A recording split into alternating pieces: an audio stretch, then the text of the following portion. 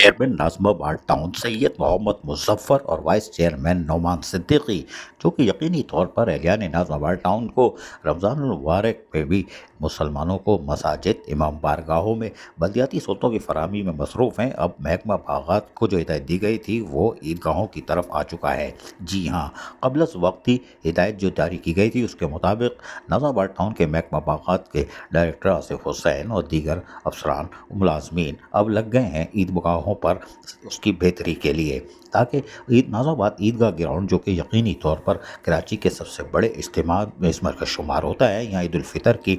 यानी कि एक बड़ा इज्तिमा होता है, इसकी तैयारी की तज़ीन और आरइश के काम को जारी रखा गया है, ताकि ईद फितर से पहले पहले इन कामों को मुकम्मल कर लिया जाए, ताकि जब ईद की नमाज हो तो आने वाले मुसलमानों को एक साफ़ सुथरा बेहतर माहौल फराहम हो। झाड़ियों की कटाई छटाई,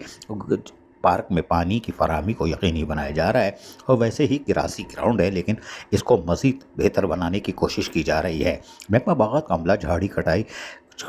खड़ाई छटाई सारी कुछ जो कुछ करती है, सारा सामान उठा के फिर फौरी तौर पर इसको